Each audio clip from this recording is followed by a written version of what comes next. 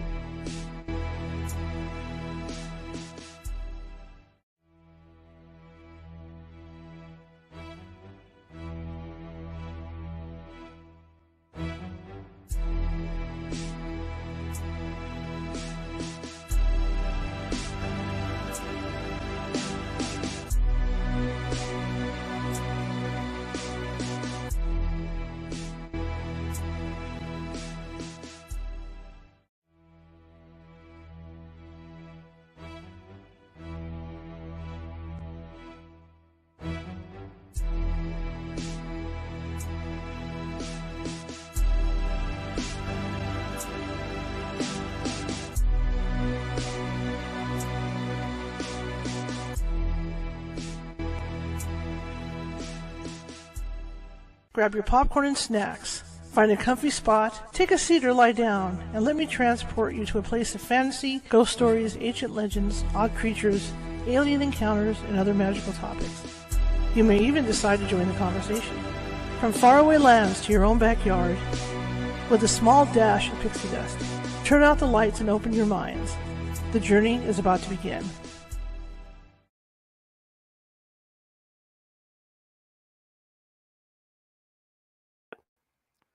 Hey everybody, how's it going? We're already starting off with a bang, aren't we? Oh my god. The internet's having issues already, and it's going to be one of those days. Welcome. My name is Charlotte. I'm going to be your host for the next hour, I hope. I'm also the owner of the California Haunts Paranormal Investigation Team, based out of Sacramento, California. We're 45 strong up and down the state, which means we can help you out if you think you might have something paranormal going on, whether it's ghostly, UFO, you name it, cryptid, we can do that.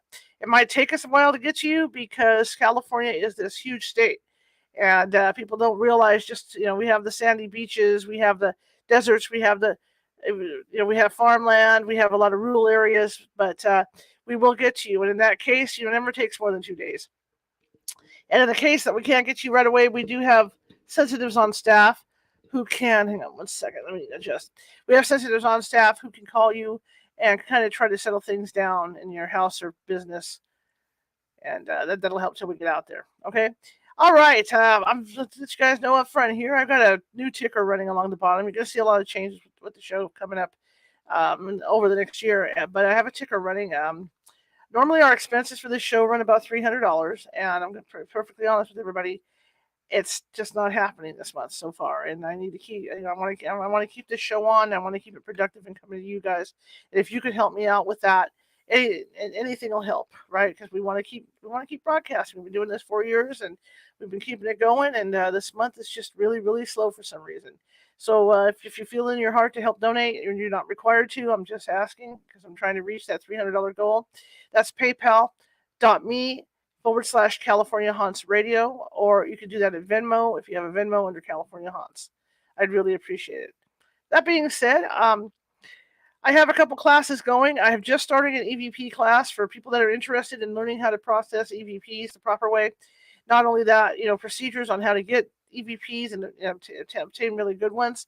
My team's been doing this for 18 years, so I think we've got the experience to teach, and so that's what I'm trying to teach. If you guys are interested, if there's some ghost hunters out there who want to improve their ability to get EVPs, come on out to the class at our meetup, CaliforniaHauntsMeetup.com. And join us over there for an EVP class. I not only talk about how to obtain these EVPs, but I also talk about how to process them, what software to use, what filters we use when we process them.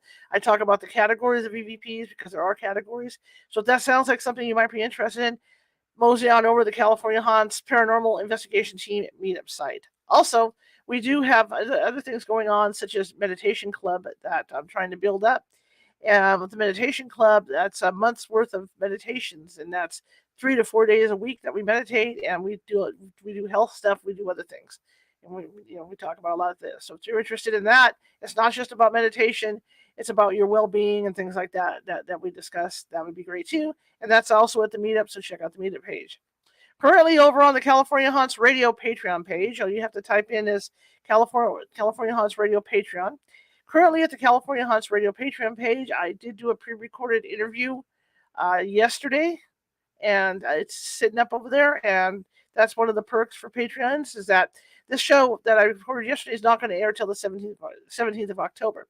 So you get early bird views of pre-recorded interviews. So if you're interested in something like that, head on over there.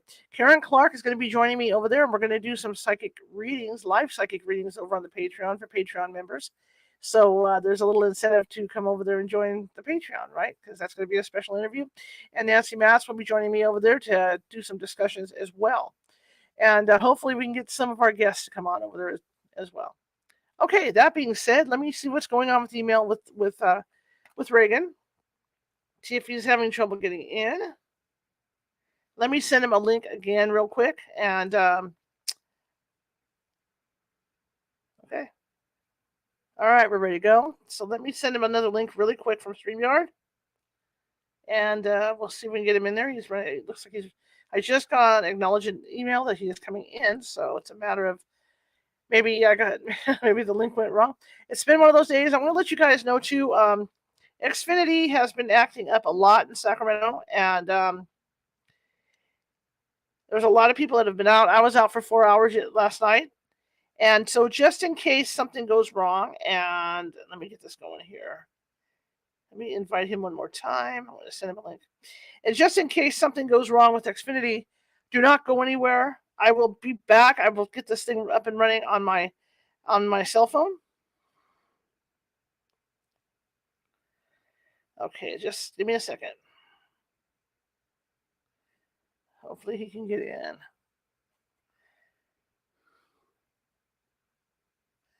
Okay. All right. And then I'm going to go ahead and let him know we're live. And we are live. Okay. He may be having trouble getting in, so okay, I'll just send it out. Okay. Anyway, so if something goes wrong with Xfinity tonight and I disappear off the face of the earth, do not panic. I will be back. I have my iPhone ready to go. I've got my headset ready to go for the iPhone. So if something should go wrong with with Xfinity, I will definitely be back via my iPhone to finish the show off. Okay, well, this is the time that groups like mine really start to shine, right? This is spooky time of year right now. And like everybody else, I'm just starting to get my decorations up for Halloween. I'm just starting to figure stuff out. And it's so far it's looking good. So far I'm getting ideas, and I'm throwing ideas. I having to write them down. I get so many ideas, for like the holidays and for Halloween especially, that I have to write the stuff down. So that's what I was doing this afternoon, was writing down a bunch of ideas for Halloween. And yeah, so it's coming along nicely. It's a work in progress. So by the time the 31st rolls around, boom, I'm going to be set and good to go. Our Halloween show will be on the 30th, and we will be featuring Ghosts of Disneyland, Disney World. Karen Clark and I will be here talking about that, and it should be an interesting show, because the last time I went to Disneyland last year, which was last January, the end of last January, I was there. I had someone who was sensitive with me at that time as well. So she had some feelings going on, like on the Pirates of the Caribbean ride and different places like that.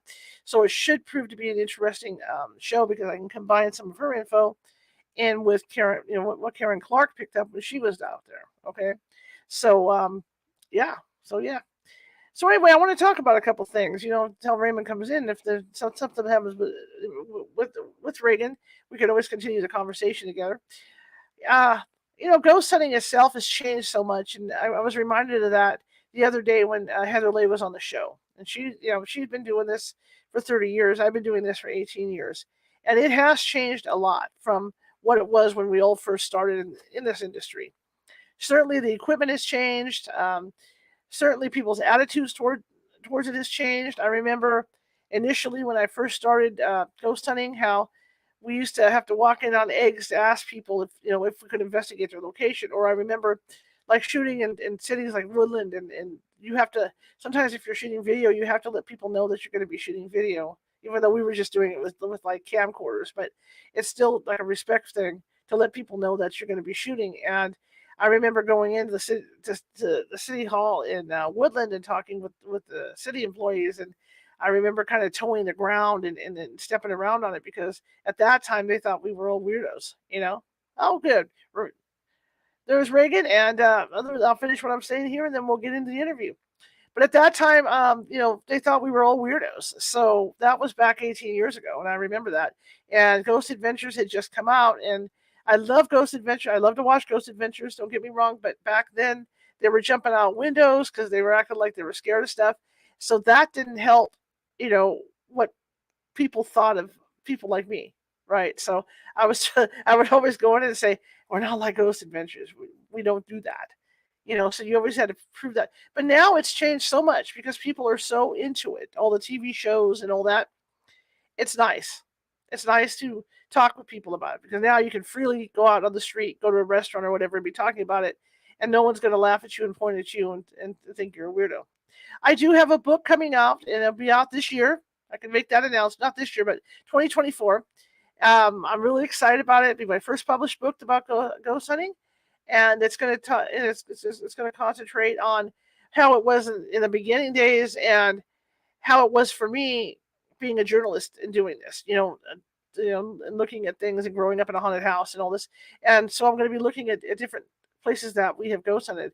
Also, for a quick update, we are going to do 1 or 2 live investigations this month. You guys will get to watch. I don't know when those dates are going to be, so stand by on those. And okay, and you're going to see a lot more of my team. I'm going to start doing 15-minute interviews with my team members in my big studio. I want you guys to get to know my team so that you understand. Just so it's like a one-on-one thing. It makes it easier when we do this, because we're going to start filming our documentary. We're going to be doing a documentary on the old hotels in the Gold Country. And so I'm starting to settle that up and line all that stuff up with my team. So we're going to see a lot of us this coming year. 2024 is going to be the year of California Haunts. We're going to reemerge like we used to be, because we used to be everywhere. And so we're going to start reemerging, including with this show. You're going to see a lot more on this show as well. I'm excited about that. And I'm thinking about doing a little something over at AMP. And that would probably be on Saturday nights. I don't know. I don't know what I want to do over there yet. Of course, Karen and I have our show coming up that we're going to start up on YouTube, and I'm hoping to start that next week. So we're going to have that show coming up. But it won't be just on YouTube. Obviously, it'll be through StreamYard over to YouTube and stuff that you guys can join us over there as well. So we got a lot going on, and I hope you guys join us, especially with over at TikTok. People are afraid of TikTok, but I got 2,500 followers over there, and we're having a ball over TikTok, and I want to do a lot more over TikTok as well. Plus, going to school. I'll be starting school here, hopefully within the next 2 or 3 weeks, and that'll help me learn how to do this a lot better. It'll help me, with seeing the trends and everything as well.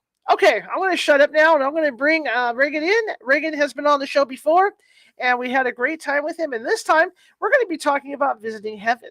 So I'm excited about that. So let's bring him on in. Hi, Charlotte. Welcome back. Yeah, I didn't realize. I looked on my thing. It's been almost 3 years since I was on your show. I mean, to me, I would say a year. I don't know. Time is just squishing together. It's like, I can't believe how fast these. It's like Halloween comes along. To me, it seems like every 3 months instead of every year now. It's just going so fast. I know. I don't know if it's because we're getting older or what's going on, but I know there's some people in the metaphysical community, and they talk about how time has actually sped up, and how 20 what used to feel like 24 hours is now like 18 hours or something. But that's the way it sure feels like that. Hey, I could really relate to what you were saying about being able to talk about things more openly now than especially in the last 3 or 4 years seems to be a big shift. Like if I'm at a party with my wife is a big businesswoman, and I'm at a lot of parties and stuff with her that I go to, and people, we start talking, they ask what I do, and before long that's all anybody's talking about in the whole room. I mean, it's like I have to, like, if it's a private party, a lot of times I have to say, well, this is this woman's party or whatever, and and we need to put a focus on that rather than on what I'm doing. But I'm surprised at just how open it is. I was just on Coast to Coast about 3 or 4 weeks ago now, and gosh, I had like 4,000 people go to my website in in one day. So and my books are my 3 hours 33 minutes in heaven. The book I wrote about my experiences. It's like I got my first big residual check from that. So it's interesting, but it seems to be the people coming to me now it's still, I would say the average age is probably 55 to 60, because I've had people in their 80s and 70s, but it's usually people that are, they've been kicked around by life enough, and they're getting to the point where they're really going, okay, what is life really all about? Why am I here? Why have I had to go through so many difficulties and gotten beat up so much, and they want to find this just frustrates them. And that's what's nice about what I do with these, with the Newton Institute and our protocol, is that we just passed the 70,000 mark of people that have been able to do this. And it's about 90% successful. So it blows our mind. This seems to be, Charlotte, like a natural thing that everybody can do when you bring in the right circumstances. And the easiest way I've been able to explain it, what we do is we just follow the process of falling asleep. We just do it on cue rather than waiting for someone to get it, tired and fall asleep. So Mm-hmm. all they're doing is listening to my voice, and I'm having them feel the tension in their head release, and their neck release and shoulders release, and as we go down, and it's the same process that happens like when you go to sleep at night. You don't just hit a switch and you're out. There's a Right. process kind of where you go down and down and down, and pretty soon you wake up and it's the next day. So we found out that right when someone gets just about to fall asleep, and it's or just it's the same feeling. I think of it more as the feeling I have when I just begin to wake up. That first few seconds and I hear something in the other room and I realize, oh, I'm in a dream right now. Do I finish this dream? Do I wake up or whatever? You're kind of in that twilight state. And Mm-hmm. that's where the magic happens. And people have this ability to access all they've ever been before, through past lives, of the times that they've been on, back home, as we call it, back in heaven, or the afterlife. Um, and that's why I think it's so successful, because this is a natural thing. And it was funny. I did a session recently in Los Angeles with a woman. Her grandmother died of COVID, and the she couldn't go to see her because it was at the time when you just couldn't fly over there to Mm-hmm. Belarus, where her grandma was, and her grandma was the person she loved most in the whole world. The grandmother brought her up even more than her mom did.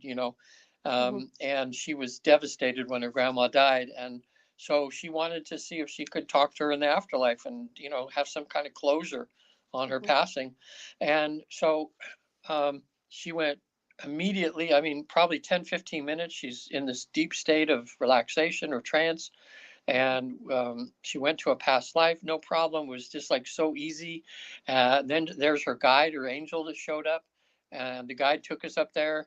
And she's before the council, which everybody gets to do this, gets to go before their own special council. Yeah, everyone is different. Everybody has a different council, and they're these advanced souls that are there just for you to answer any questions you have about your life. Well, anyway, it's just going so smooth. And then she's laying on the therapy bed, and she just sits up with her eyes wide open, and she goes, "This can't be happening. This can't be happening. It's too easy." And so by that point, we were into the session about 4 hours. So we decided, look, because just time constraints and everything, I said, well, hey, look, I'm going to be back down to LA in a few months. Let's continue then. And when Mm-hmm. I came back in a couple of months, she had thought about it, and she goes, Regan, that was so dumb of me to just sit up and say it's too easy. But my logical mind was saying that she was thinking it had to be more like Twilight Zone or Mm-hmm. something, instead of it being a natural ability and easy for people to do. So in the second session, when she came back, it was marvelous. And she got to see her grandma, found out that her grandma was actually her guide that it embodied in the Wow. physical to help her personally in her life. I mean, wow, how special is that when your guide, That is cool. comes down, yeah, to mentor you. And they were going to double team the mom, because grandma said that her daughter, which was my client's mom, Mm-hmm. was having a hard time spiritually with things. So grandma says, well, I'm going to work on her from this side. You work on her from the other side, and we'll get her going here, So it was, it was interesting. But the thing you do with ghosts and everything, I've been, ever since I was a kid, I was one of the ones that would want to hear all that stuff. Even though it was seemed weird because I didn't understand or know. Right. And I've been really happy, even these TV shows that bring an awareness to people, about, with all the electronic stuff that you have now, and Mm-hmm. there's so many Mm-hmm. ways of communicating, or things from the ghost. But I I don't understand all the stuff about ghosts, because it's never really come up with the hundreds of sessions I've done here. We're just doing something else. Mm-hmm. But I'm hoping to maybe get a client or something pretty soon that's really into that big time and can ask the appropriate questions to get some answers to some things, Sure. because the best I can tell, and this is just from the little bit that I know, and you probably figured out a lot more than me in what you do, but it seems like some souls have a hard time crossing over. They're Mm-hmm. like somehow they're confused, or they have such a desire to be human or to not leave Mm-hmm. this world, that somehow they have that ability to just kind of hang around for a while. Hmm. And because we found out on the other side, there's no time and space. I mean, what down here, you could have a ghost in a house for 50 years and it's a moment over there, or, Right. something. So, because some people think, well, this is dumb. How has it been 100 years and that soul is still never crossed over, or why are they Hmm. still haunting this one place, so what you do has to be very exciting. Uh, but just let me ask you some questions here about what you do. Okay.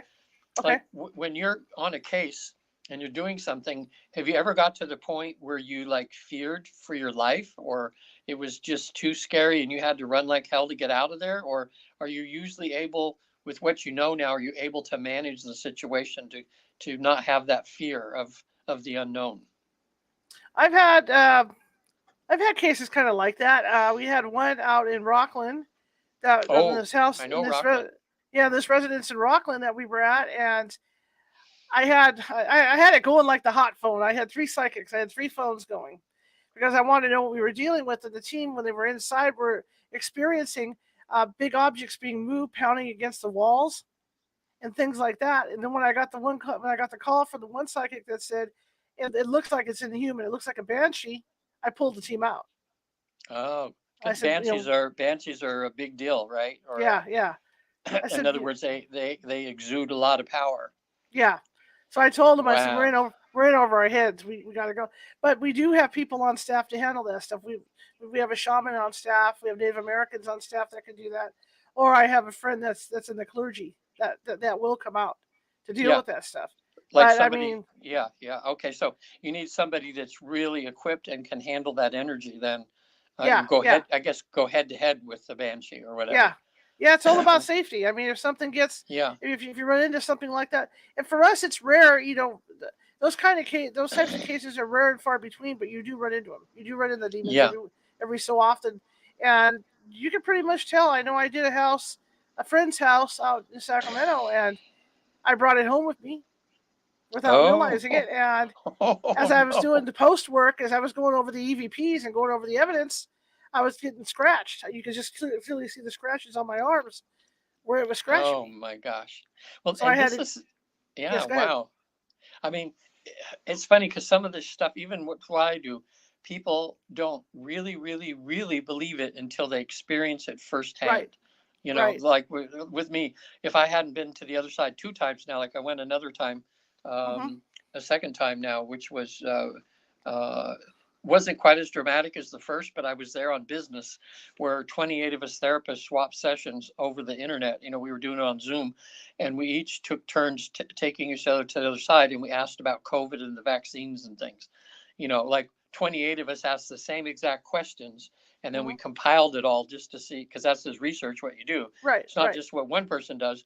And like right, what you're doing now too. I mean, if something just happens one time, your mind goes, I wonder if that even happened, or did this happen, right, or whatever. right. But when it happens over and over and over again at different places with different people and everything, that's what research is all about, right? Well, that's the And thing. Yeah, we keep meticulous records when we're out. Each team member has to fill out a report.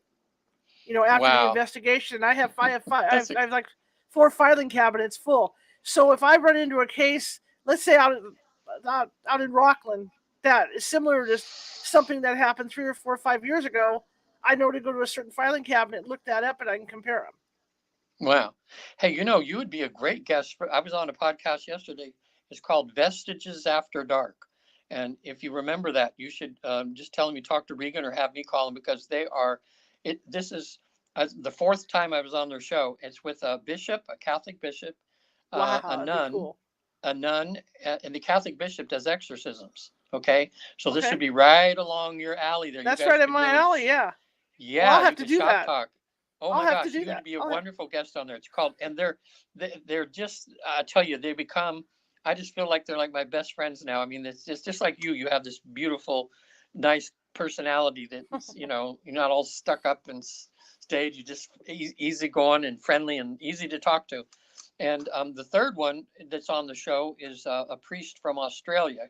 His name's Father Chris, and the three of them just have this beautiful combination. So the first part of the show, he'll be answering questions that Catholics call in about the Bible, about the church, stuff like this. And he's on the fringes. He says they haven't kicked me out as a bishop yet because he allows everybody to talk about ghosts and aliens and out of body experiences and the things that I do.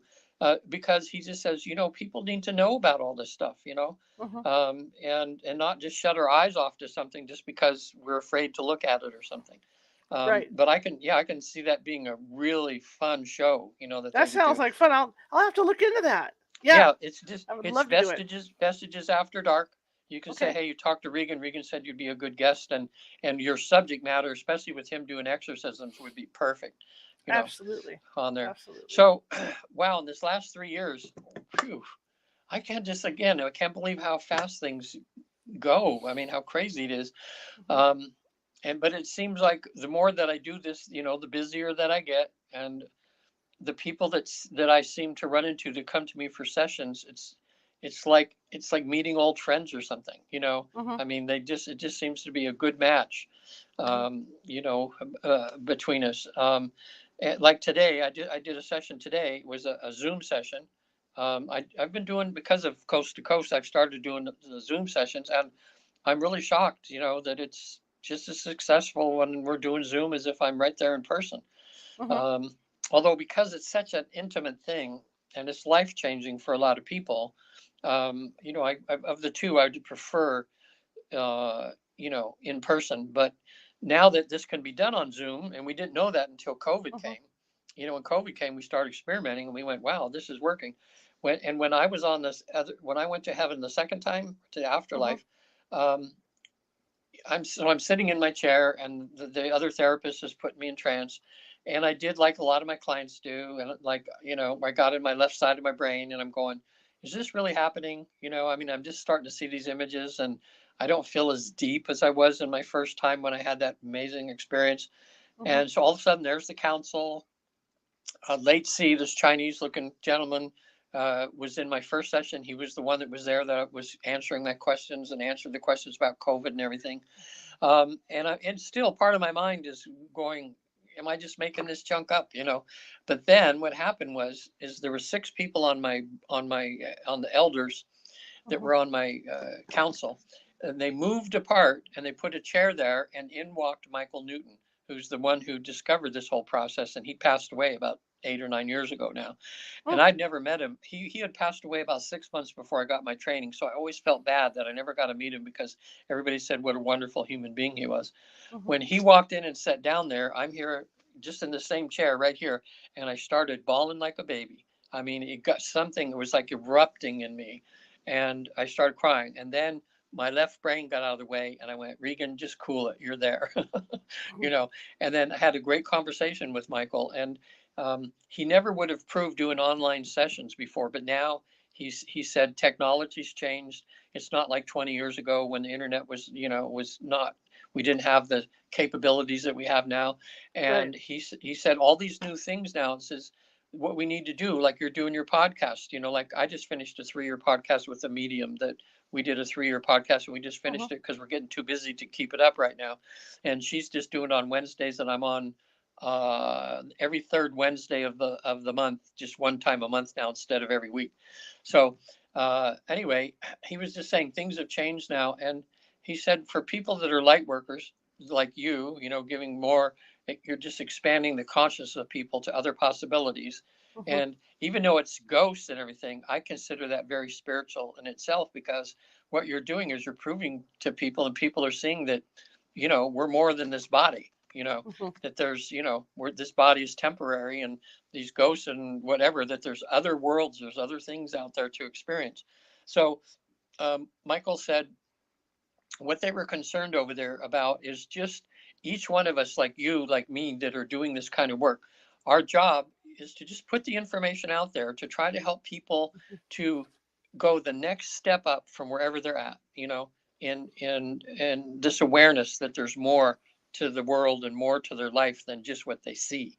He said it might be as simple as getting somebody to find a spiritual path that they like, or somebody to learn, go to yoga and do something like that, or mindfulness, or join a group where they go out and help the homeless or something. I mean, whatever it is because everybody, you and me, we're all at a different place on this ladder of wherever we're going, you know, of an awareness. And what we need to do is look behind and see who's the next rung down from us and reach out our hand to them and say, hey, look, I've got a little more information than you have. Can I help pull you up to here? And then as you do that, you look up and there's somebody ahead of you that's got their hand out to help you go up, you know. So, you know, we're just supposed to be here to help each other to walk home in a sense, you know. Absolutely. Yeah. So anyway, now that we've done about 70,000 people, you know, we're finding out more and more all the time. I'll tell you one thing that's been the theme, though, in the last year, we started asking the question when people are in a deep trance state. And like when they're before the council, they get all their questions answered about their life, like why were they born? What's their mission? What did they hope to learn in this life? Why did they choose certain people to be like their parents? Their, you know, why do they have, does everybody seem to have a nemesis or someone that's we can't stand, you know, like what's the purpose of that and what are we supposed to learn, that sort of thing. We get that done and then I'll say, oh, one more question. Have you ever lived incarnated in another planet or in another dimension or something? And about 30% of my clients will say yes, just like it's nothing. Yes. And then I'll say, well, you know, which was your favorite life in that? And then they'll mention some planet or somewhere. And then I asked the council, can I have permission for my client to actually take me there and describe what it was like? And whoa, it's probably like you when you get this information from the ghosts. I mean, when I have some of my clients that are on this planet and they look down and their bodies are different than human, but mostly they have arms and legs and a head, but they're formed a little different. And this one, it was just what a beautiful life. It was a beautiful life where this my client was like they were kind of bluish. This, you know, if you want to talk about skin colors, they had really big heads. I mean, she says, "Wow," you know, because she's in trance. My client, she goes, "Wow, we all got these giant heads," and they were in a community. It was kind of like grass huts or something kind of thing like that, and everybody in the community was helping out. You know, it was like this in this lifetime what she learned was how to work with others and how beautiful it is when you're in a community where everybody's working in unison without negativity and without backbiting and backstabbing and all that. And that's what she learned in that, you know, when she passed away in that lifetime. Her life's lesson was to have that experience, to learn to be a co-worker with everybody around her, you know, that way. It was interesting. One of my clients, he was a doctor from LA, and this shocked him as much as it did me when I asked that question. All of a sudden, he says, "I said, take me there," and he's on the spaceship. It's a small spaceship, but he was mining minerals from another planet that they were supposed to take back to theirs because in his planet they had 50 years when it was dark. If you talk about Earth years, 50 years of darkness and 50 years of light. And during those years of darkness, a lot of their minerals got depleted that they'd used. And so they had to go to other planets to mine them to bring back to their planet. So when he was done with the session, he said, wow, he said, I couldn't have made that up. That was just too weird, kind of thing. But he said, man, I was there and I watched, there was my co-pilot and here we are. And I knew what my mission was. And, so we're learning a lot about one woman. What's interesting, sometimes when I have people go to past lives, they're not in bodies. They're energy. They're just pure energy. And they have the essence of themselves in, this one lady said, when she was experiencing this past life, she says, I think this was my best, most beautiful, loving past life. And she found herself, her soul self was in the mist of that was cool, that was surrounding the earth as it was cooling, way back, and she was using her soul energy to help to help cool the earth as it was being formed. And she said it was bliss. I mean, just imagine, just like in this mist, and you're just floating in this bliss, and that with, she didn't have to worry about, difficult relationships and things like that. She was just helping out, kind of thing. So it's, I don't know, it just gets more interesting, that way. So I would like to learn more about ghosts, and um, more about because so far in the 70,000 sessions we've done, we've not had any reported sessions where anybody experienced anything demonic or anything of a negative nature. And the only thing I can figure from my own figuring out, this is just my own opinion, not, I haven't talked to a lot of the others, but it appears that I picture it like a high-rise building of 20 floors, and the 10 floors and below is like a different vibration, and people are working on this negative positive thing, and entities, and they're being severely tested, in that, by having that experience of the good and the bad, like the good guy bad guy. But once you vibrate at a certain level, you're, say, on starting at the 11th floor and on up, that's just not something that even is in your sphere of possibility or influence, that way. And that maybe that's why, because pretty much in the research we find out everybody goes to the afterlife, no matter if you've been good or bad or whatever. And some people say, well, that's not fair. People that did really horrible things, shouldn't they have to pay? Well, they do in a way, but not in the way some people think. Like, we haven't seen any instance or anything where when you get to the other side, there's somebody mean and cruel to you that torments you or throws you in a pit of fire or something. But they do help you to reconcile for the evil or the bad that you've done in your life. And sometimes that means having to come back in another life and maybe experience the turmoil or and there was karma, or you reap, in the Bible it says you reap what you sow, so it's either that sort of thing, or um, sometimes a person over there, when they've been extremely bad and done a lot of what we consider down here, done a lot of damage down here, when they get to the other side and they're in their soul self again, this is just how I kind of made up how it is kind of, but they get before the council, they're getting a review of their life, and they're going, what did I do? Oh my God, I got off course. How could I have caused that? Oh my gosh, I'm so disappointed in myself. And they themselves choose to put themselves in like a timeout sometimes, in other words, it's a place to go to kind of recharge, a place to go to rethink things, to try to get back on track again. And in terms of years, that timeout could be hundreds of years in Earth time, but it's what a soul needs to do to have to, like, repair itself so that they don't come down and do the same thing the next time. So it's like nobody gets away with anything. There's always a balance out there and some people, don't you believe, I mean, when you see some of the horrible things some people go through in this lifetime, Right. I mean, it's kind of worse than being in hell, or what we consider hell. Absolutely. It's like a self-created turmoil and everything they're going through, Absolutely. in that way. So when you talk about this council, what beings are in this council? Are they angels, or what are they? Oh yeah, good question. That's what, being a researcher, the first thing we ask when they get to their council is, I say, well, are you inside or outside? And that'll have them describe the setting, where they're at. More times there's always variations, but basically they'll be standing, like if you were in court and you were standing there and the judge was up in front of you, but generally they're not that high up above you, so they don't make you feel like you're lower than them. They could be like straight across from you, or maybe slightly raised a little bit. And then the next thing I do is I say, okay, I want you to count from left to right, count how many are on your council. And I would say an average is maybe 6. Sometimes there's 3 or 4. The one I had today, she had 12. And there she had 12. And I said, okay, now the next thing I say is, how are you seeing them? Do you see them as people? Or you see them as energy? Most of the time, they see the council as, it kind of comes in and out, where they see a little human form, but they're mostly seeing colored energy.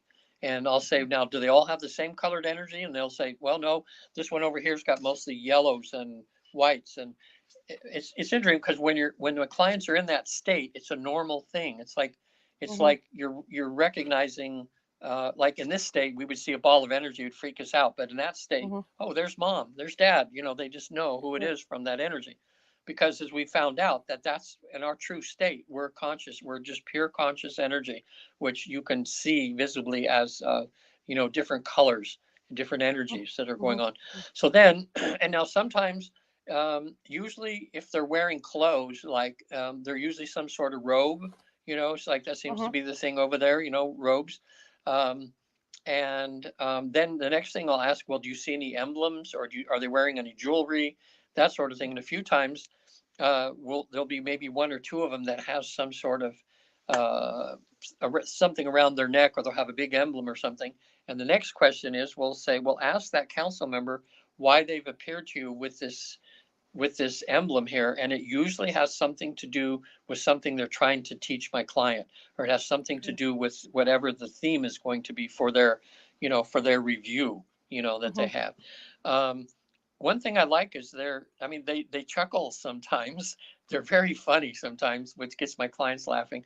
Like, questions we would think were dumb questions or something, like, if it's something, they won't make fun of you, but sometimes they'll kind of look at each other and kind of chuckle a little bit, and then they'll say, okay, we'll answer your question, but basically whatever questions, mostly the questions people have are, number one, they want confirmation on why the hell they're here.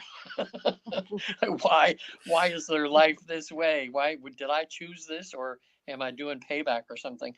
And they always get the answer. They're always happy to answer for that.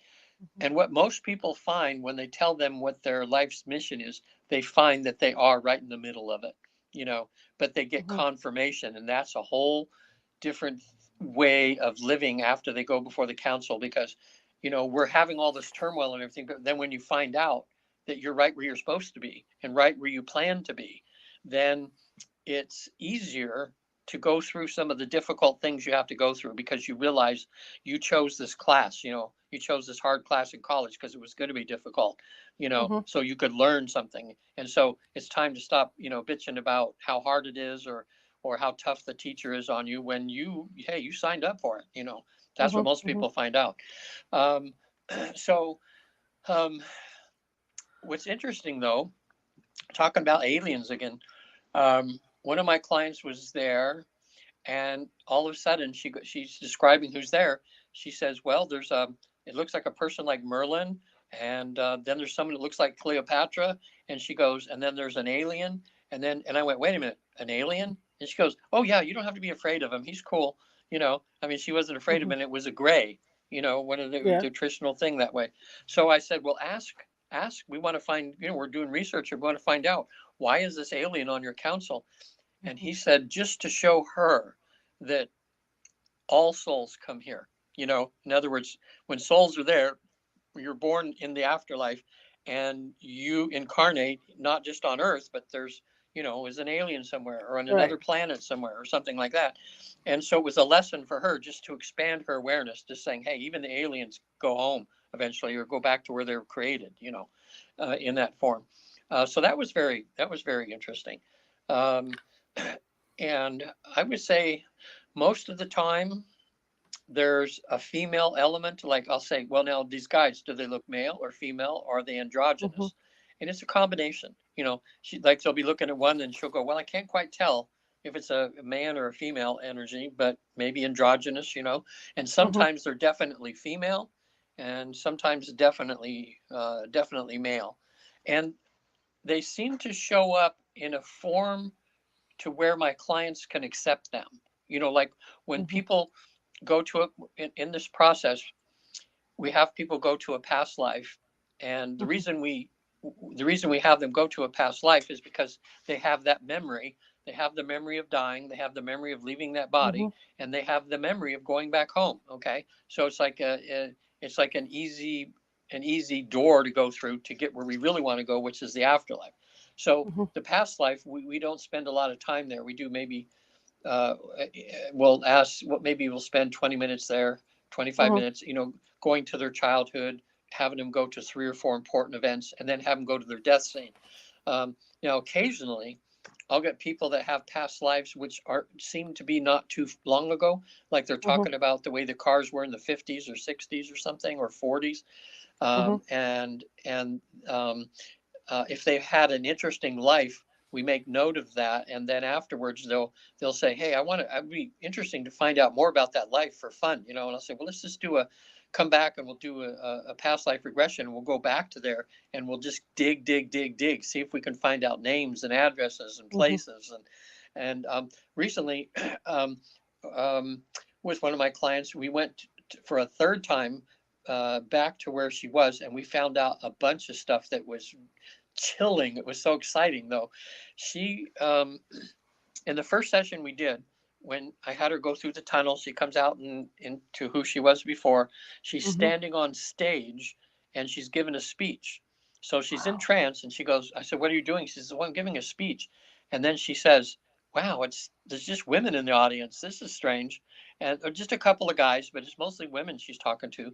And then she's in trance, and her head goes like this. I said, what happened? She goes, that guy that was there threw a tomato at me and it got all over her dress. And she says, doesn't bother me. I'm just going to go on and talk. Well, then I wanted to find out, in the second session, when we came back, we went back to that same scenario. And what it was she was giving a speech to women because she was working on the suffragettes, or the women's rights.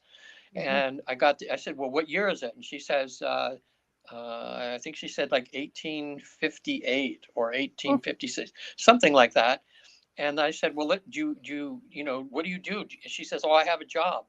And the second session, I said, well, where do you work? And she says, I says, 1, 2, 3. I touched her on the forehead. I says, now you're where you work.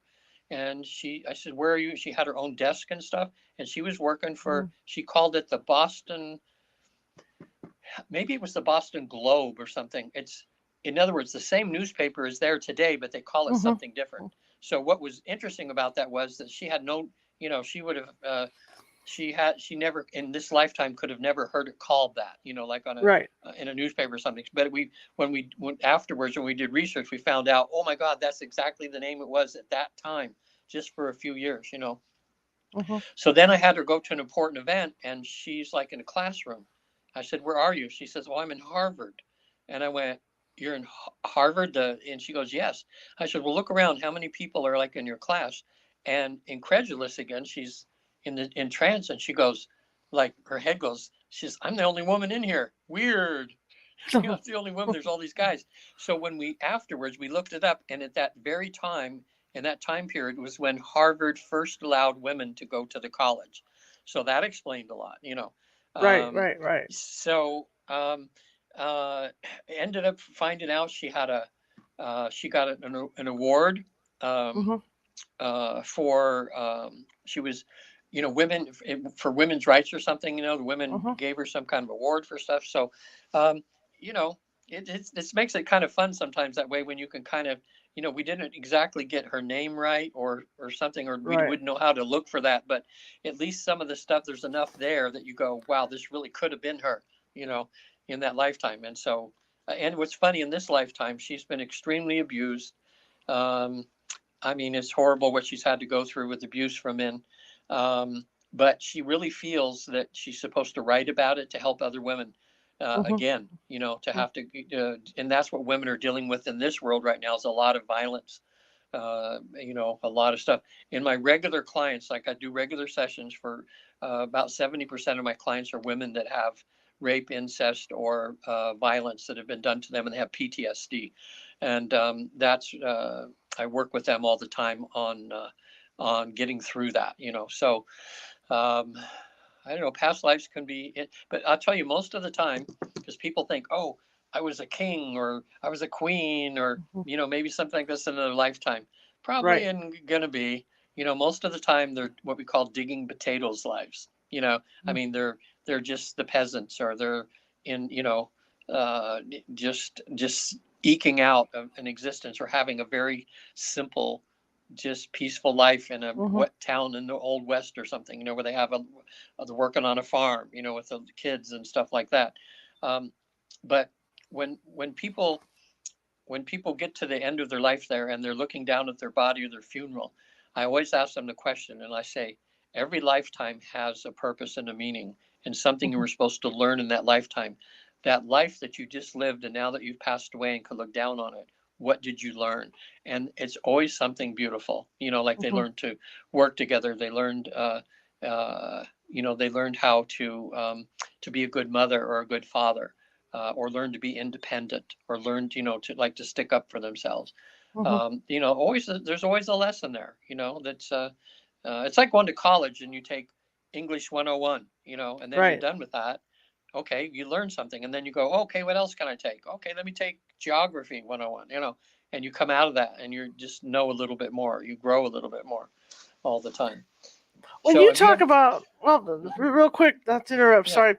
When you talk about falling asleep at night and going into that state to go to heaven, Hmm. is it a meditation thing, or how are people Well, trained to do that? um, I don't know. I think there's a few people that can probably do this on their own without a facilitator there. Most Okay. of us, as we get right to that point, Mm-hmm. and it's like you're just about to fall asleep, and you're getting a great idea, like for your show or something, Mm-hmm. and then boom, next thing you know, it's morning, because you were right on there and you slipped right into sleep. Right. Right. Um, but what I say happens sometimes is in the dream state, people will find themselves like in a past life, or they'll find themselves Okay. with a guide or an angel, and they'll be on the other side. And that's when when it kind of happens naturally. But the problem with that is because your physical body is in this deep state of sleep, and you've Mm-hmm. gone a little too far. You only remember a little bit of it. You come out and you go, I know something really cool happened, but what the heck was that? Kind of thing. But what's good about what we do, because I'm talking and communicating with people, I keep Mm-hmm. them in that state to keep them from falling asleep. And they do sometimes. Sometimes they're not responding to me, so I'll know, okay, they've slipped into sleep. I'll just touch them on the hand a little bit, and I'll say, Mm-hmm. "Are you there? Are you there?" I'll say, "Charlotte, Mm-hmm. can you hear me?" Oh, and then what we do is we continue. Although Right. I did have a funny session where a gentleman came to me, and um, he went right from this beta state we're in now. There's beta, then the next step down is alpha, and then Mm-hmm. theta, and then delta. And delta, you're just out for the night. And in less than 10 minutes, he went from this state to as deep a state of sleep as you could get. And I could not even wake him up. I tried for like 15 minutes. I'd shake his hand. I'd talk loud, even went by his ear and talked loud. Mm-hmm. Nothing. He ended up just sleeping for 2.5 hours on my couch until he woke up naturally because he was out. Come to find out, though, he was a meth user, and he'd been up for 3 days, anticipating the session. And he he had an issue where his son had died, and he felt guilty about it, and he wanted to talk to his, kind of talk to his son. Sure. um, but anyway, we talked about it. We did some regular therapy, which kind of helped. So we still had a good session, and we made some headway with taking away some of his guilt, and just kind of regular therapy session. Um, but that was interesting. And so he says, okay, I'm trying to get off the meth. He says, but I'm in such emotional turmoil and pain. That's the only thing that gives me some relief. And I said, hey, Mm-hmm. do the best you can do, and then hopefully he'll come back another time and we'll give it another shot, Mm-hmm. that Mm-hmm. way. Um, Now, when these people, I mean, when you're a living person that faces the council, does the council treat you any differently from someone that has deceased? that's a great question. I'll tell you how they always treat you, and that's they always treat you in a very benevolent, loving, kind way. Mm-hmm. To some people, they're a little bit stern. Like I remember one of my clients, she's before the council, and then she speaks up, and she goes, they're being kind of stern with me. Oh, I guess I need that, kind of like because she really needed to hear some things where she was needed to improve in, and she knew Mm-hmm. that, and she kind of didn't want. But it's like a parent that really cares about you, who sets Mm-hmm. you down and looks you in the eye and says, "You really need to do this. You really need to do this, or you're not going to be happy." And sometimes we don't want to hear that. So it was, but they never belittle you. They never you never feel like a bad person afterwards. What people feel is, oh my gosh, I'm finding for someone who sees all of my crap. They see everything here, and they're talking nice to me, and they're smiling, and they're trying to Mm-hmm. help me. And I don't have that here on earth. I can't go to anybody, can't talk to my spouse or something like that because they're going to judge me, and I can't do this. it's a great feeling. One of the things happened in my first session that I think of all the time now. When after I had the session, I didn't remember it at all because we record all these, and so much happens that, and you're totally aware. I mean, that's what's interesting is my clients, they're right there, they're in trance. I can tell they're in trance because usually when people are in trance, their eyes kind of move up in their eyelids a little bit, and you see the whites of their eyes, and the whites of their eyes are like remming, but they're talking just like you and I are talking. I mean, it's just so, it's the same volume and everything like this, but here they are, and I'm watching them in trance. And so I just lost my train of thought. Let me get back on here. What was your question? Ask me your question again. Oh, it's about the council. Yeah. And about how they treat you and everything. Yeah. Right. That way. So, the strangest counsel I ever had was just 2 weeks ago when I had a client, and the main reason she came to me was because of the loss of her husband 6 months before. She'd been married to him for like, I think 17 years. And, they spent all day together, went to bed together, got up together. They were like two peas in a pod, totally loved each other, didn't have any issues or problems. And then he just up and dies with cancer, and it went really fast. And she's just, I mean, 6 months, and every day she's just Kleenex, a box of Kleenex every day, Right. and she missed him so much. And so they treated her with kid gloves over there. It was so beautiful. So where her counsel was on a beach instead of like in a building or something. It was on a very peaceful beach with the ocean coming in with these beautiful soft waves. And I said, how many people on your council? And she says, one. I said, one. I said, that's interesting. And so he said, well, ask your council member, what's his name that we can call him? And he jokingly says, oh, just call me God. Call me God. So he said, okay, God, he was just joking with us, because I says, how's he look? And he says, well, he's appearing to me with the big white beard and the kind of thing that we picture God looking like, And she laughed at that. She says, oh, that's my Catholic upbringing. He just knows that I can accept that. Okay. And he answered all of her questions. And then one by one, people that had passed on showed up at the beach. She was able to have conversations with them, but the first person that showed up was her husband. And he walked along the beach with her. And I'll tell you, it's I remember me crying too with her. It was the most beautiful reunion as he was holding her. They were holding hands, walking along the beach. And he was telling her he's just fine over there. It was just his time to go. And they were talking about that they'd had many lifetimes before, that they're only disconnected for this short time right now. And he was telling her that it would be good for her and helpful to her. Said there's other men down here that could use someone beautiful like her to be with, and someone that she could have a good relationship with. So he gave her this permission at that time to say, look, and he told her, he says, I see somebody coming along pretty soon, and you're going to have a great relationship with this man. So don't feel guilty or feel bad or feel anything like this, because it's just how it's supposed to be. Okay. And that was a good thing for her, because, that's how people on the other side, they want what's best for us, and they want us to be happy and that sort of thing. And so all of a sudden, some other people in her life showed up.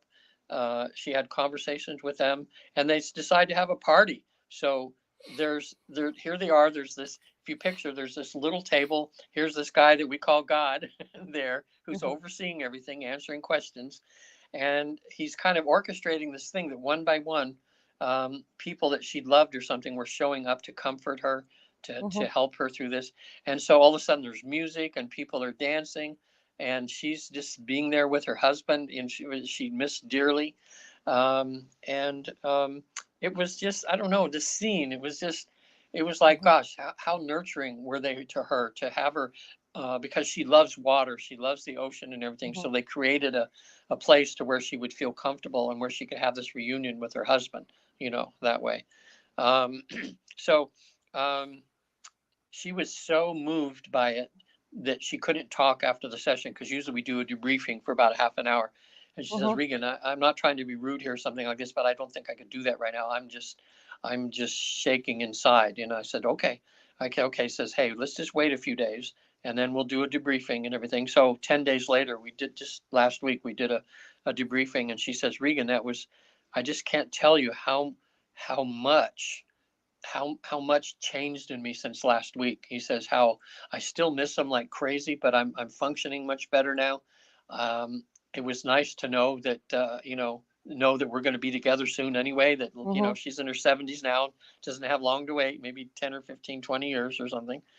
And the fact that she could see how many souls she had over there, like in her soul group, that were giving her support and being there and celebrating with her, celebrating life, so that was good to hear. I like when I get feedback. Sometimes I'll get feedback from people like I saw 3 years ago or 4 years ago or 5 years ago, and they'll say, hey, just checking in with you and telling you life is cuckoo as hell, but I'm enjoying that. I'm enjoying it like you wouldn't imagine, because people still, even though look at some of these gurus or these people that are so, have so much knowledge about God on the other side, and you look at their human lives and they're falling apart every which way, so it doesn't correlate spiritualness with not having problems, Right.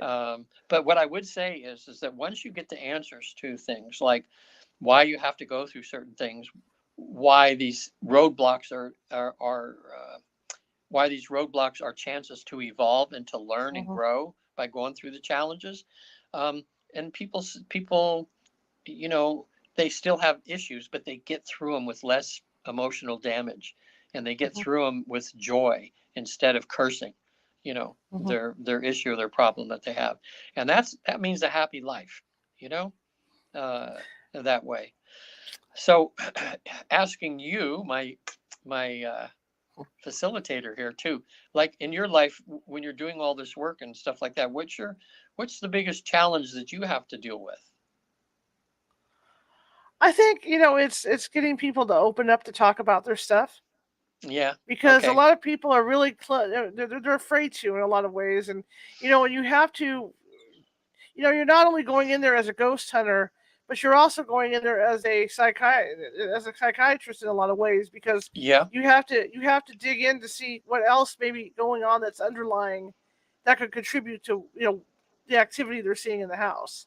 Yeah, I'm wondering about that sometimes. Do you think that the consciousness or the attitude in other words, if a person is living in a place where there's a ghost and they have a really Hmm. crappy attitude, they're very negative people in that, are they more apt to have ghosts and things that bother them rather than if they're like a chill person who's loving and sweet and kind? Does it seem to have any correlation between the personalities, I guess, of the people? It does sometimes. Negative people, and it's always like that. Negative issues will draw in negative things. Yeah. It's like anything else with the universe. So yeah, but I mean that's like I have a 300 question questionnaire I go in with Oh my when I gosh. interview people. I mean, I'm really watching body language. I'm Wow. watching everything, because you really want to get down to the Wow. nitty gritty. Are they on medication? Are they having health issues? Do they drink? Are they taking recreational drugs? Are they getting along? It's all that stuff that we look at, because I mean, a lot of Wow. factors. A lot of Wow, factors. that's amazing. Because the one thing I did hear way back in the 70s or 80s in the spiritual Hmm. community, and we were talking about drugs, and they'll say, well, take drugs if you want to, but sometimes these drugs, they poke holes in your aura a little bit. Hmm. And when you have holes in there, then other things can get in through those holes, Yes. and Yep. you can attract negativity, that Yeah. way. So when I Just look like, at, so like I said, I've got psychologists on staff. I've got nurses on staff. wow. Where So are I'm you able to. where are you Sacramento. located? Oh my Sacramento. gosh, I forgot about that. Yeah, that's Yeah. my old stomping grounds. What part of Sacramento? All over. All Um, because I grew up in North Highlands. oh yeah. I'm in Yeah. Yeah, I don't want to give my location out over the air, but Oh yeah, yeah. I'm Right. Right. just Right. Right. yeah. But Okay. uh, we do handle the Sacramento area a lot, up in the Gold Country and all that as well. Yeah. And Yeah. Yeah. yeah, so yeah, it is. It's a huge responsibility going in to somebody's house and talking with Yes. them about what may or may not be going on, because that's Right. your And job, is to play detective. yeah. And so, are you able to counsel them and to say, okay, from me taking the survey and everything on you, the thing you can tell by experience is that what part they're contributing to this Yeah. and what they Yeah. maybe have to do Yes. to, Yeah. okay. Yeah. Wow. Wow. So, You know. you have to be, that's like a medium who just tells what they, tells it like it is. And then the Yeah. people have to kind of deal with that, don't they? Yeah. So you have to be that way, and that's why it's taken me years to get the staff that I have, to work Yeah. with, because once I do the interview, and if I feel like there is something underlying going on, I'll the next time they see me, I'll have the nurse in tow. I'll have the nurse with me, or the social worker with me, or the psychiatrist with me to discuss this stuff. Yeah, because I would think that for some people that you see, you would be a breath of fresh air, because here's somebody coming in that's going to believe what I say and not think I'm making it up, or that it's Mm-hmm. that I'm going crazy or something. Huh? Mm-hmm. Mm-hmm. Yeah, in that way. It is. What's the It is. biggest tool? What's the biggest tool that you use, like with electronic stuff, to kind of, get that entity to show itself, or to identify that it's there? Is it the what do you call it, the EV stuff, or the what do you call Yeah, it, the the EVPs. Yeah, we work EVPs? we work along with the psychics in the Mm, house, mm-hmm. and or in the business or wherever, and they'll tell us what's there. That gives me a guide, because I don't want to be asking some ghost from the 1800s about cell phones Oh or yeah. anything like that. So that gives me a guide of who I'm talking to, what Yeah. you're I'm talking to, and then we get better responses out of it. So for Yeah. us, in order to really prove that there's something there, we have to have at least 3 things come through, as proof. So it might be an EVP, it might be in conjunction with a dowsing rod session, it might be in conjunction with what the psychic's saying, or even a Mm-hmm. photograph that we get. Oh So yeah. before we even say, hey, you've got something here, I have to have 3 types of evidence. Yeah, that makes sense. Yeah, that makes sense. Have you learned anything from these people that are doing it, that do these TV shows? Are they like a step ahead of you with because they've got funding and they can have more fancy instruments and things, or would they would do better to learn from what you know? I've learned a little bit. In fact, I don't watch a lot of those shows, because I figure we're Mm, out doing this stuff all the time. yeah. But people like John Zaffis that have been doing this for years and years and years, Hmm. I've learned a lot of techniques that I never would even thought to try. On these Yeah. investigations from him. And So you're writing a book about all this. and I am, yeah, I'm writing a book about going in. I grew up in a haunted house. I grew up seeing Oh, things, and then I went through a wow. long time where I didn't see things. Because you get busy in your Hmm. life, and you push that stuff to the back. And then I became a journalist, and then I got that whole attitude, and Yeah. then I'm writing it from that perspective of being a believer going to a non-believer, and then coming back to being a believer. Yeah. Is the way And the that's book probably is. the healthiest thing that could have happened. Yeah. Yeah, yeah. Yeah, it's just like religion, where kids, they grow up with a certain religion and then they throw it in the trash and they go no no no, and then pretty Hmm. soon when they become mature, a lot of times they come back to it, or to something, at least some religion or something, Hmm. after Hmm. that. And so Hmm. I think it's healthy for people that are agnostic, even, they're on the fence, they don't know if they believe or not. I think it would be interesting sometime. Maybe I'll get a chance sometimes to do a session for an atheist. That would be It would be interesting. it would be. I'm trying to get some funding and stuff now to do a documentary, and I have a few people circling because they think this. They're just trying to think how can they make it interesting, because these sessions, Sure. shoot, 5 hours, 6 hours long, and Hmm. and half the time I'm just sitting there where my client's experiencing something, and then they'll tell me when they're done. There's a lot of, that's not, people are not going to watch that very often. It's like watching a flower grow, Right. kind of Right. thing. But there's ways that they could do. But I thought, wouldn't it be interesting? It Because you're a researcher just like me. If Hmm. we had a priest and a rabbi and an imam, Hmm. all go to, have a session, all ask the same exact questions, Hmm. and just to compile all that and see what the differences would be, or if there was any differences. I mean, I think that would really maybe help a lot with people seeing, in a sense that, it's we're all in the same soup. There's Hmm. some people are the carrots, some people are the potatoes, and some people are the peas, and some people are the gravy, but it's all the same soup. That's one of the Kind of thing. questions I had for you before we end this today. Is when you went to heaven, and these people talk about going to heaven, is it in their own vision, the stuff they see, or what's it like for them? Well, I think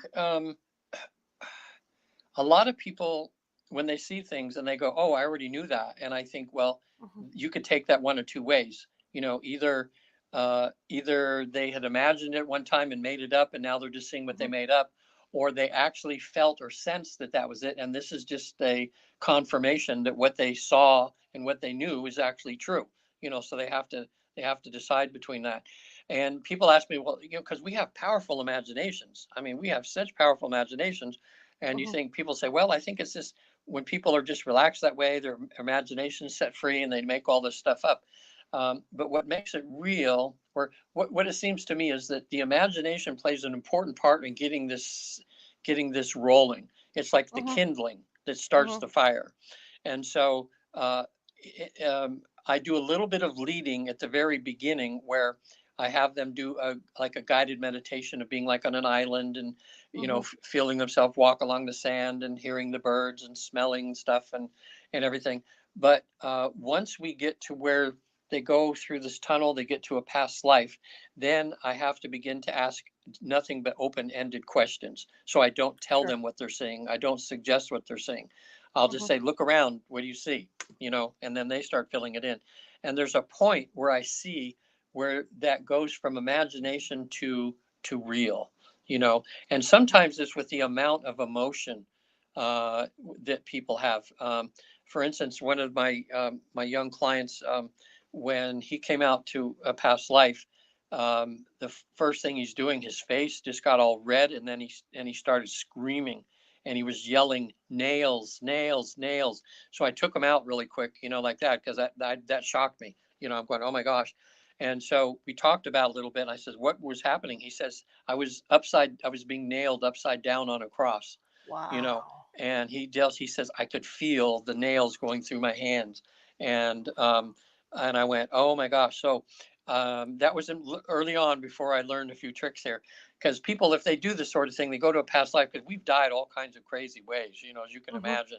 And sometimes they've not been so pleasant. So when people are in a state of trance, and I coach them ahead of time, and I'll tell them, if something gets to be too emotional that you don't want to feel, you'll be able to speak up and say, and I will touch you on the forehead here, and you'll be like out of your body watching it like on a movie screen.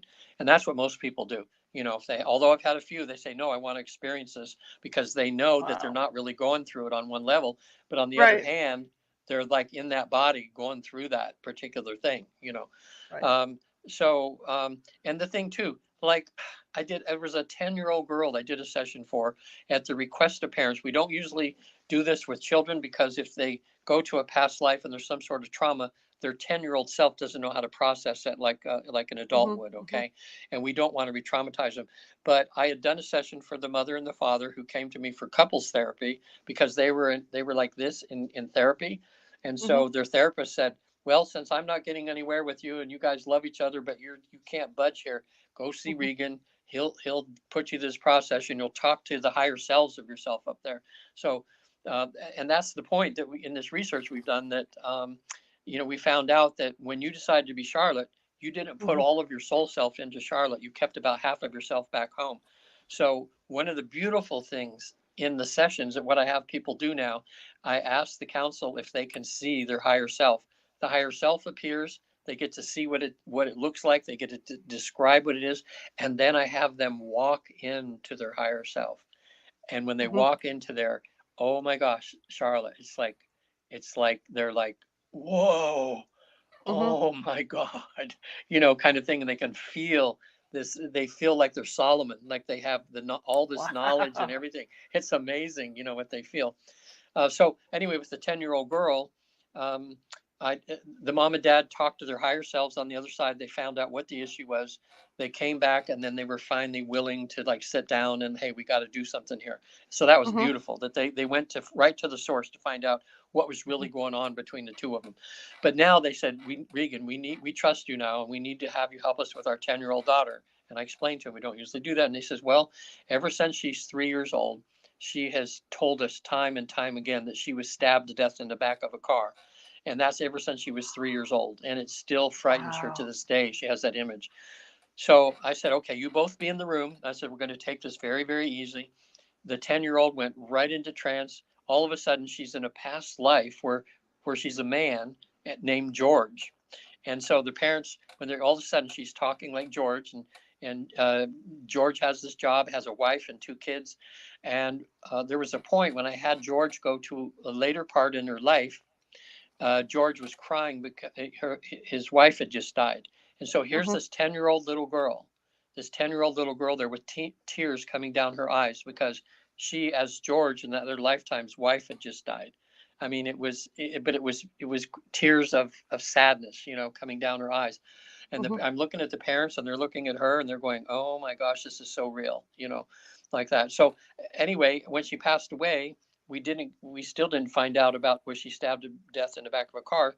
An angel appeared and she saw it as an angel with wings. Okay. Beautiful hair. I don't know if it was blonde or brunette or whatever. Motherly. She felt, she was describing her as just so loving and beautiful. And this angel held her. And we asked this question. We says, well, we came here today to find out if this thing about her being stabbed to death in the back of her actually happened. And the angel said, yes. She said, yes, it did. And she says, it's not in this. She says, it's not about this lifetime. This was sometime a long time ago. You don't have to worry about anything about that now. And it is okay. And we asked, well, why did she get stabbed? And she says, she doesn't need to know that now. It's just, and she said to the little girl, she says, it's just something that had to happen for both you and for him, for this experience for you to go through, but it's okay. And that angel telling her that when she came out of trance, I said, how do you feel about that now? And she says, oh, I feel better. I feel so much better now, So interesting. But that was one thing. I mean, if you were there in that room watching this thing happen and you realize this is not just this little girl making this up, there was too real, it was this, a 10-year-old girl that doesn't know anything about reincarnation, and that's not also going to find herself being a guy named George that's 90 years old, losing his wife, in a session. So once you do this for a while, it's just like you with the ghost. If you were, let's say when you were first starting to do this and you were with somebody and something happened, you'd have all these things. Well, did that really happen? Is that really real? But when you do this enough now, it's real. This is a real phenomena. And what we're trying to do now is we're just trying to understand it so that we can kind of fix it into what the world's really like. And how do you deal with things like that? Is it something that's going to harm us, or is it something that's not? Are these just images, or like I say, imprints of something that happened, like a video going by time and time again, and that entity's not even there? What do you think about that sometimes? Can it be either or like, is it just like an imprint of something that happened, that like a video that's playing back and forth in the space, and there's not really a soul that's there, but they're just seeing the imprint of it? Does that happen? Absolutely. Oh yeah, it happens a lot more than you think it does. Yeah, a lot of the So time. how would you get rid of it seems like it might be harder to get rid of an imprint than it would be if that was actually the soul there that you could communicate and tell them it's time to go to the light or something, It is hard, and in a lot of places, those imprints stay. Wow. As long as they're peaceful, and Yeah. the client doesn't mind them being there, those imprints Yeah. stay because it's not, you're not only dealing with just the soul imprint itself, you're dealing with the imprint that might be in the walls of the building, because Yeah. wood and everything can hold energy, and so Yeah. it's like you say, it's difficult to get those out of there. So a lot of the time they end up staying. Yeah. Get So, rid of I that. mean, once they can, because I can say if that was happening here and you came and you being an expert in this says, oh, nothing to worry about, they're not going to like come and stab you in the middle of the night or something. There's nothing negative here. It's just an imprint. And I can see people going, oh, okay, we don't have to Right, sell the right, house. right. Yeah, Have you had it? Have you absolutely. had anybody that's moved because of they can't get rid of the entities? Have they ever done that? No, Hmm. no. Usually we're pretty good about getting rid of them. I mean, there's cases Yeah. where where they're connected to the ground, to the earth itself, and maybe they might have to move, but those Hmm. are rare and far between when you run into that Yeah. stuff. Like when people say there's a poltergeist or something here, is that Hmm. a real negative entity? A poltergeist? It depends a lot. Poltergeist. Well, what's interesting is the definition of a poltergeist has changed over the years. Mm. Some of it, sometimes you run into these poltergeists where the husband and wife have been fighting a lot. Oh. And in fact, there's a case that's out there on the internet that's pretty well known right now about that.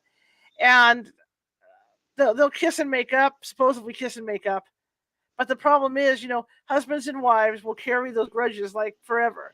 And like, you know how it is when you're arguing. 5 years later, you Yeah. might go, "Well, remember that time when?" Yes.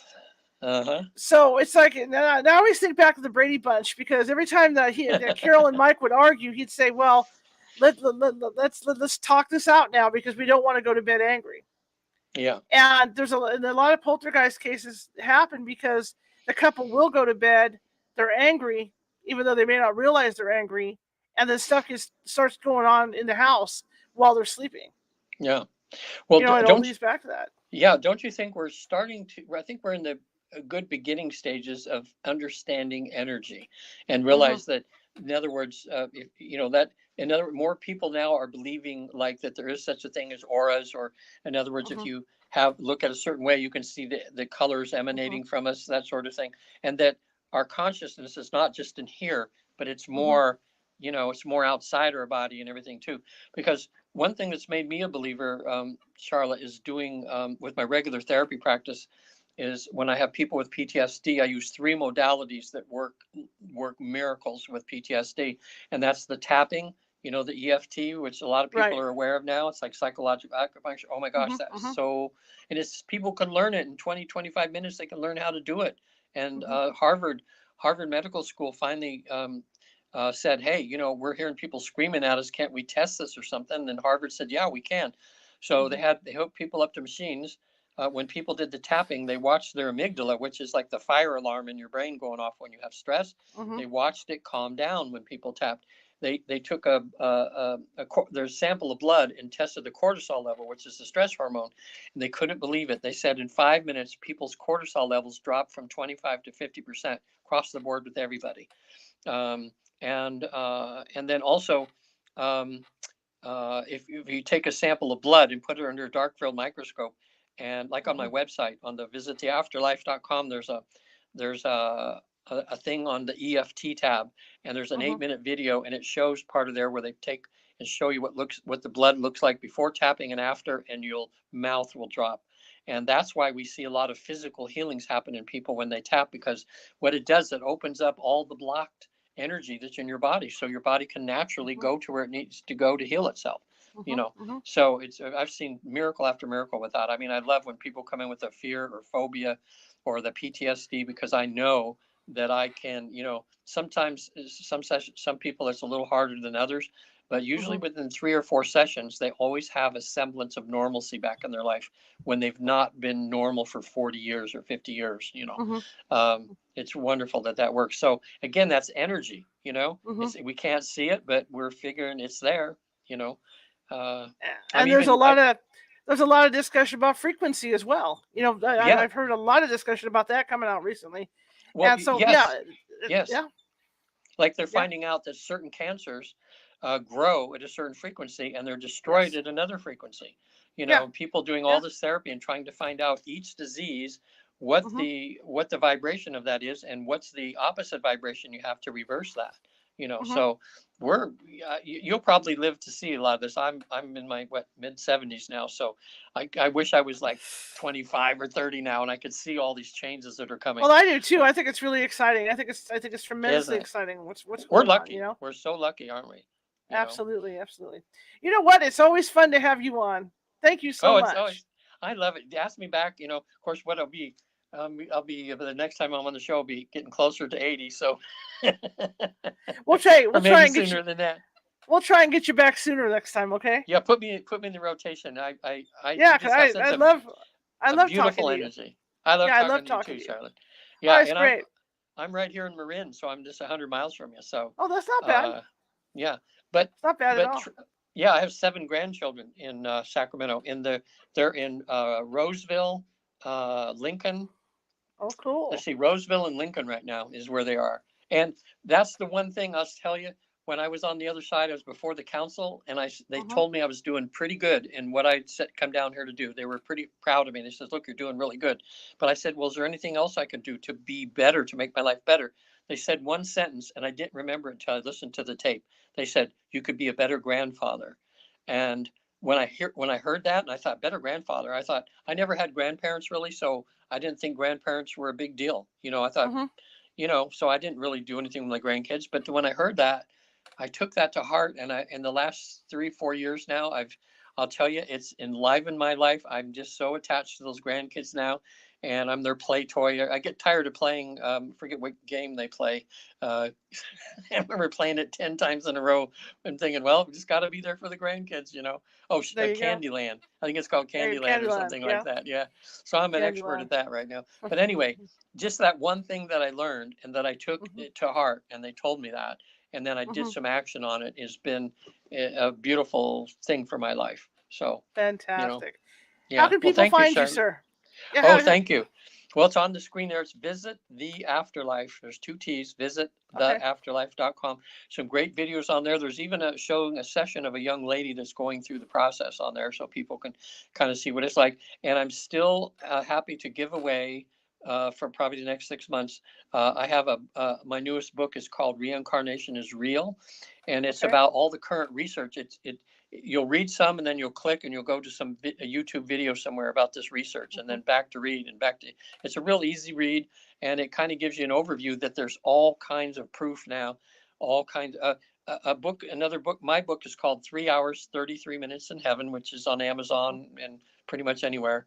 Okay, cool. But there's another book that people should buy. It's called Before, and it's published by the University of Virginia and their study on children who remember past lives. And they have hundreds of cases now where what the children told them, they were able to send researchers out and find out that those facts were absolutely true of what those children remembered and what they saw. That's exciting. That's fantastic. Mm-hmm. All righty, sir. Well, All you have right, a great Charlotte. rest of your evening, and I thank will. you. And You too. I'll definitely be in touch sooner than later. Okay. Okay. That would be wonderful. Talk to you later. All right. Good luck Okay, in your Regan. journey. Bye. Yeah. Bye-bye. All right. It's always fun to have him on. I love talking to him. He's got great energy. Tomorrow, please make a note. We will be on at noon with Ronald Kinsella, and we're going to be talking about the dark side of alien abduction tomorrow. So that'll be noon because he is now living in the UK. So we're doing that. But of course, there will be a replay for the rest of you guys later on in the day.